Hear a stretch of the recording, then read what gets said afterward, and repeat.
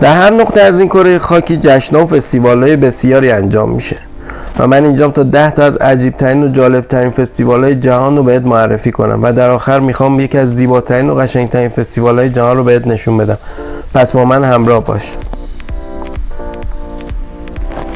سلام، به کانال خودتون خوش اومدید. بریم تا 10 تا از عجیب‌ترین و زیباترین فستیوال‌ها رو با هم ببینیم.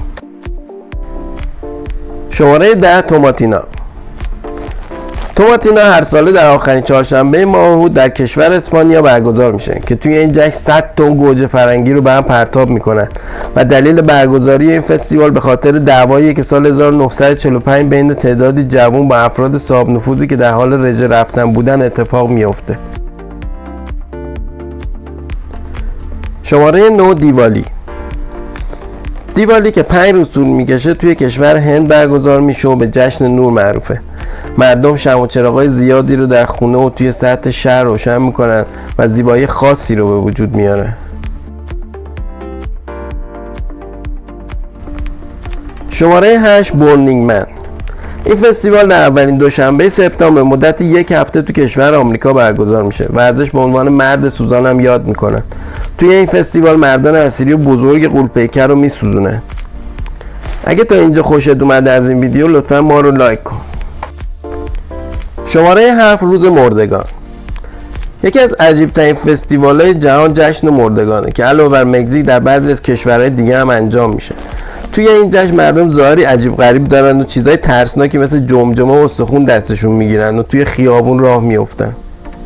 خواهشاً اگه یه وقت تصمیم گرفتین توی این فستیوال شرکت کنید بچه‌هاتون رو هیچ وقت با خودتون نبرید.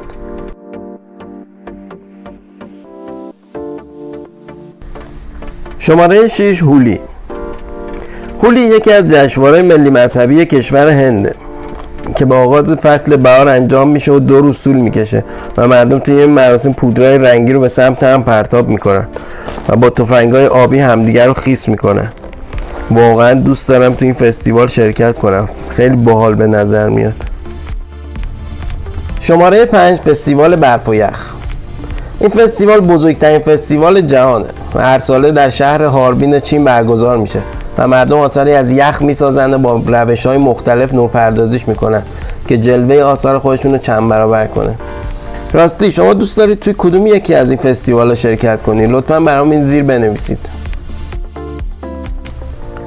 شماره 4 فستیوال گل. فستیوال گل یکی از محبوب ترین فستیوال‌های کره جنوبی و هر سال توی تابستون برگزار میشه. البته بهتون بگم این گلی که شما میبینید با اون گلی که اینا استفاده میکنن زمین تا آسمون فرق میکنه. این گل از زمینایی به دست میاد که پر از مواد معدنی مفیده، به همین خاطر کره‌ای‌ها خودشون رو کامل توی این گل فرو میبرن.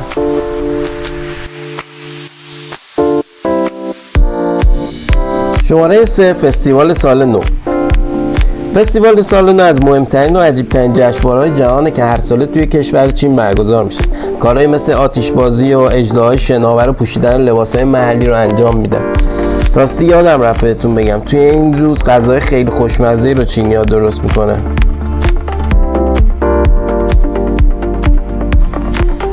شماره 2 فستیوال کارناوال.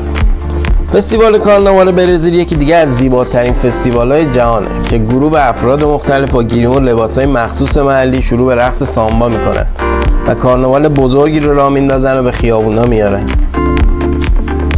خب قبل اینکه زیباترین فستیوال جهان رو بهت معرفی کنم که خودم عاشقشم، اول ما رو سابسکرایب کن تا ویدیوهای جذاب بعدیمون رو از دست ندیم.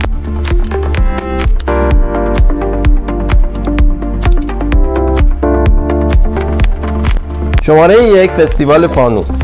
یکی از بی‌نظیرترین و زیباترین فستیوال‌های جهان جشن فانوس تایلنده که توی این جشن هزاران فانوس کاغذی نورانی تو آسمون پرواز میکنن و منظره بی‌نظیر و خاصی رو به وجود میارن.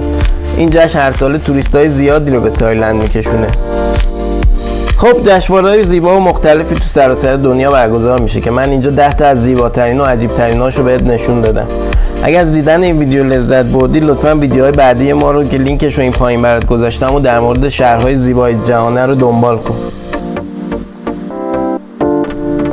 ممنونم که کانال خودتون رو تماشا کردید. امیدوارم لحظه زیبا رو براتون فراهم کرده باشه.